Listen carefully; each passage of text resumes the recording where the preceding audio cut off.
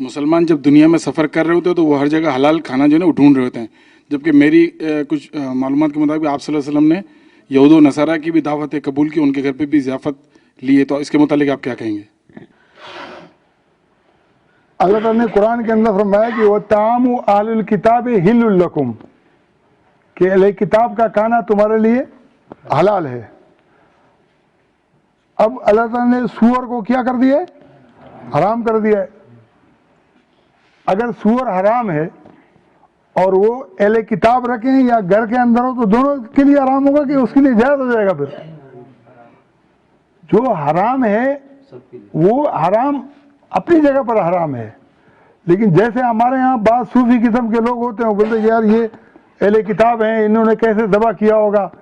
کیسے جو ہے نا وہ کیا ہوگا، مرغی ہے وہ بھی نہیں کھا رہے ہیں، مچھلی ہے وہ بھی نہیں کھا رہے ہیں، انڈا ہے وہ بھی نہیں کھا رہے ہیں۔ لیکن اس کا مطلب یہ نہیں کہ اگر اس نے سور رکھا ہو تو پھر آپ بولو کہ یار چونکہ اہل کتاب کا ہے یہ بھی کھا جاؤ۔ اور میں اور اشرف بھائی نے ایک دفعہ جو ہے نا کوئی کسی کی ضیافت وہ کی تھی، اس نے سور کا گوشت رکھا تھا، نہ اس نے کھایا نہ میں نے کھایا۔ ہاں جو حلال چیزیں ہیں اس کو تو کھا سکتے ہیں، جو حلال چیزیں ہیں وہ بالکل کھا سکتے ہیں، کیونکہ جو حج کے اندر جو سب سے زیادہ قربانی ہوتی ہے ان کے اور ہمارے طریقے میں کوئی فرق نہیں ہے۔ اگر حج کے ذبیحے سارے جو ہیں حرام ہیں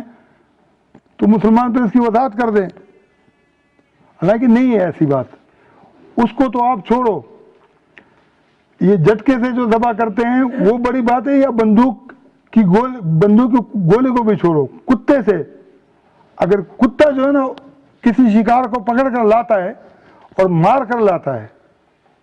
یا باز کسی شکار کو لاتا ہے اور مار کر لاتا ہے، وہ باز جو ہے نا اہل کتاب نہیں ہے، باز ہے۔ وہ کتا جو ہے نا وہ اہل کتاب نہیں ہے، کتا ہے، ذبح کر کے نہیں لاتا ہے، مار کر لاتا ہے، تو قرآن کہتا ہے کہ جائز ہے۔